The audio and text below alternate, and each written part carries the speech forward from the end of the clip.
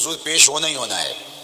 اس کے حضور جانے سے تم بچ نہیں پاؤ گے، چھٹکارا نہیں، رستگاری نہیں. ایک ایک عمل کا تمہیں حساب دینا ہوگا، ایک ایک حرکت اور ایک ایک سکنت تمہاری تشت ازبام ہوگی. تمہارا پوشیدہ اور مخفی عمل قیامت کے دن سامنے آ جائے گا. اللہ اکبر. یہ قرآن ہے، یہ کوئی فرضی کہانی نہیں ہے. انہ لقول فصل وما هو بالہزل. فرمایا یہ قول فیصل ہے، یہ طے شدہ حقیقت ہے، یہ امر واقعی ہے. یہ کوئی مذاق نہیں ہے کہ یوں ہی کوئی کہانی بیان کر رہا ہے. یہ سب کچھ ہونے والا ہے. یہ اپنی آنکھوں سے تم دیکھو گے. آج انکار کرو یا اقرار کرو، تمہیں کھلا موقع دیا ہے. حتیٰ کہ تم کافر بن کے زندگی گزارنا چاہو، نمرود بن کے جینا چاہو، فرعون بن کے جینا چاہو، حامان بن کے جینا چاہو، ہم تجھے دنیا پہ موقع دیں گے. لیکن یہ نہیں ہے کہ جب زندگی کی بساط لپیٹے گی پھر کام ختم ہو جائے گا. نہیں، یہ تمہیں ہمیں فرصت دی ہے، پھر ہم نے تم سے حساب لینا ہے. بہتر ہے کہ اللہ پر ایمان لاؤ. اس کے حضور تو تم نے آنا ہی آنا ہے. بہتر نہیں ہے کہ جیتے جی آ جاؤ، پھر لوگ تجھے اٹھا کے لائیں گے. اچھا نہیں ہے کہ اپنے قدموں سے چل کے آ جاؤ. ایک حدیث میں آتا ہے کہ اللہ بندے کو اپنے سامنے سے ہٹنے نہیں دے گا جب تک اس سے 4 سوال نہیں کر لے گا. آپ دیکھیے، میں دیکھوں کیا ہم ان سوالوں کے جواب دینے کے لیے اپنے آپ کو تیار کر رہے ہیں. پہلی چیز، اللہ پوچھے گا عمر کہاں گزاری. دوسرا سوال، اللہ تعالیٰ علم کے بارے میں پوچھے گا، جو پڑھا تھا بتا عمل کہاں تک کیا. خلوت جلوت زندگی شام و سحر تیرے اس سیکھے ہوئے علم کی مطابقت میں تھے یا علم عزت دولت کمانے کے لیے پڑھا تھا. تیسری بات، اللہ پوچھے گا مال کمایا کیسے، اور مجھے بتا مال خرچ کہاں کیا. آج لوگ نیب سے ڈرتے ہیں کہ ہم سے پوچھ نہ لیا جائے کہ یہ آیا کہاں سے. منی ٹریل پیش کرو، کوئی افرادی قوت، کوئی سیاسی اثر و رسوخ، کوئی رشوت، کوئی سفارش، کچھ نہ کچھ تو راستہ نکل ہی آئے گا. اور آج کی دنیا میں صرف یہی پوچھا جاتا ہے کمایا کہاں سے، یہ نہیں پوچھا جاتا خرچ کہاں کیا. جیسے چاہو خرچ کرو. وفیما انفقہ، خرچ کہاں کیا، یہ سوال بھی کیا جائے گا. وعن جسم ہی فیما ابلاہ، اور جسم کے بارے میں پوچھا جائے گا، اس جسم کو دی ہوئی توانائیوں کو خرچ کہاں کیا. بعض روایت میں ان شباب ہی فیما ابلاہ، جوانی کے بارے میں پوچھا جائے گا، تیری جوانی کے خوبصورت دن کہاں گزرے. مجنو بن کے چوکوں میں کھڑا تو نہیں رہا، پارکوں کے گرد پروانوں کی طرح گھومتا تو نہیں رہا، تیری نظر بدکاریاں تو نہیں کرتی رہی، اپنی خواہشات کا غلام بن کے زندگی تو نہیں گزاری، تیری ساری رات 4 انچ کی سکرین کے اوپر بدکاریاں کرتے بسر تو نہیں ہوئی. پوچھا جائے گا بتا جوانی کہاں گزری. میرے اور آپ کے آقا و مولا نے فرمایا جو جوان جوانی میں توبہ کرے وہ اللہ کو محبوب ہے. اللہ اکبر. اور اللہ جن 7 لوگوں پر اپنے عرش کا سایہ کرے گا ان میں سے ایک شخص کا ذکر کرتے ہوئے فرمایا وَشَابٌ نَشَأَ فِي عِبَادَةِ اللَّهِ، وہ جوان جس کی جوانی اللہ کی عبادت میں گزری، قیامت کے دن جب کوئی سایہ نہیں ہوگا اللہ اسے اپنے عرش کا ٹھنڈا سایہ عطا فرمائے گا. تو میں آپ سب سے مخاطب ہوں اور آپ کو کہتا ہوں کہ یہ جوانی دوبارہ نہیں ملنی. بندہ کہتا ہے بڑھاپا آئے گا دیکھ لیں گے. جس طرح ہر چیز کا سرور جوانی میں ہوتا ہے، ہر چیز کا لطف بندہ کہتا ہے جوانی میں ہے، سجدوں کا جو لطف جوانی میں ہے وہ کسی اور زمانے میں نہیں ہے. اپنی پیشانی کو سجدوں سے آشنا کرو. اس کائنات کا بہترین چہرہ وہی ہے جو جنسی کالک سے محفوظ ہے. اپنے تقدس کو مجروح نہ ہونے دینا. تمہاری زندگی شبنم سے پاکیزہ تر رہے، سحر سے پاکیزہ تر رہے. تمہاری جوانی اتنی خوبصورت ہو کہ محمد عربی کو رشک آئے تمہاری جوانی پر.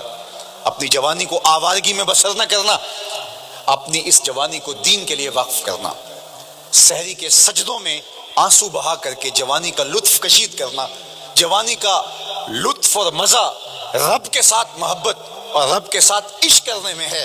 حضرت فضیل بن ایاز بہت بڑے بزرگ گزرے. جوانی کا زمانہ تھا تو ایک خاتون سے آشنائی ہو گئی، محبت کا ربط قائم ہو گیا. تو اس کے ساتھ وقت طے کیا اور اس کے ملنے کے لیے بےتابی کے ساتھ ان گھڑیوں کا، ان لمحوں کا انتظار کرنے لگے. خیر جب وہ وقت آیا تو اس کے گھر کی طرف چلے اور اس کے گھر کی دیوار پھلانگنے لگے تھے کہ ساتھ والے مکان سے کسی قاری قرآن کی تلاوت کی آواز کانوں میں پڑی. اور وہ پڑھ کیا رہا تھا الم یان للذین آمنوا ان تخشع قلوبهم لذکر اللہ وما نزل من الحق. کیا اہل ایمان پہ وہ وقت نہیں آیا کہ ان کے دل اللہ کے ذکر اور اللہ کی یاد، اس کی محبت میں تڑپ اٹھیں اور وہ خوف خدا میں مبتلا ہو، اور جو نازل ہوا قرآن اس قرآن کی محبت میں اس کے دل میں خشیت پیدا ہو. بس یہ کانوں میں پڑنے کی دیر تھی کہ دوبارہ گلی میں چھلانگ لگائی اور کہا میرے اوپر وہ وقت آ گیا ہے. اور جنگلوں کو روتے ہوئے نکلے اور حضرت فضیل بن عیاض پھر ولیوں کے امام قرار پائے۔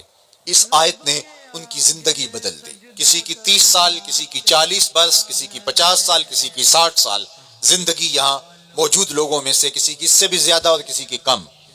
اس آیت کریمہ کو ذرا اپنے اوپر وارد کریں تو اللہ ہمیں نصیب کر دے کہ ہمارے دل تیرے خوف سے کانپ اٹھے اور تیری خشیت سے ہمارے دل لرز اٹھیں اور قرآن کے ساتھ ہمارا ربط مضبوط اور مستحکم ہو جائے اور ہم یہ اقرار کرتے ہوئے تیرے حضور حاضر ہو جائیں، مالک وہ وقت آ گیا ہے کہ ہمارے دل تیری یاد سے، تیری محبت سے، تیرے پیار سے مالا مال ہو گئے اور اپنی باقی زندگی ہم تیرے پیار میں، تیری محبت میں اور تیری یاد میں بسر کریں گے۔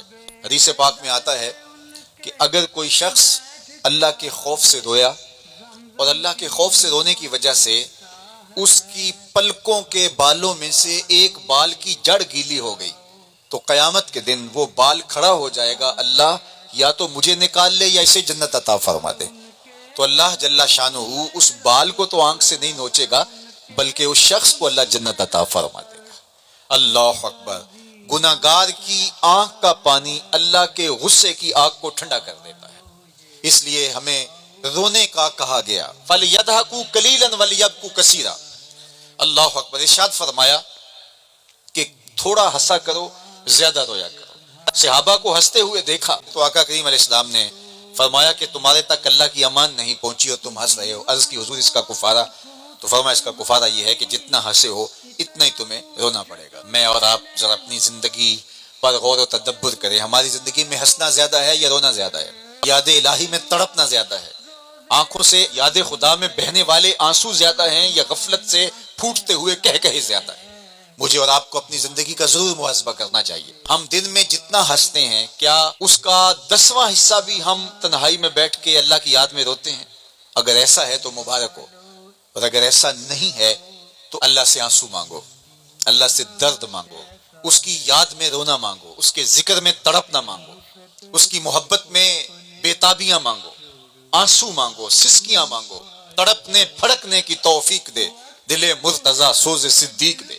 اس کے حضور عرض کرو کہ مالک ہمیں تڑپ دے، ہمیں سوز و گداز دے، ہمیں کیف و سرور کی دنیا نصیب فرما دے، ہماری آنکھوں کو آنسوؤں کا جمال عطا کر دے۔ حضور میری تو ساری بہار آپ سے ہے، میں بے قرار تھر میرا قرار آپ سے ہے۔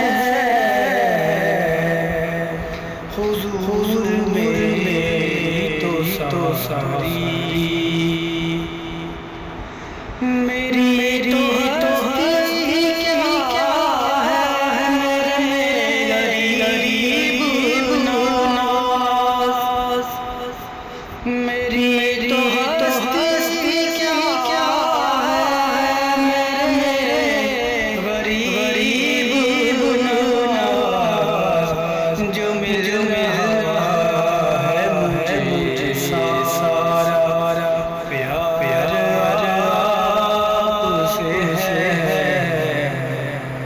جو مل رہا ہے مجھے سارا پیار آپ سے ہے۔